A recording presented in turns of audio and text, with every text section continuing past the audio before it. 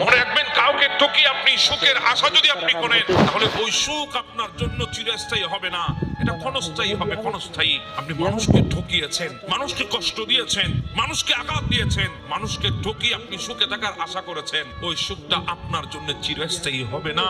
মনে রাখবেন, আমার আল্লাহ দয়াবান, কিন্তু আমার আল্লাহ ন্যায় বিচারক। প্রত্যেকটার হিসাব আল্লাহর কাঠগড়ায় আপনাকে দিতে হবে।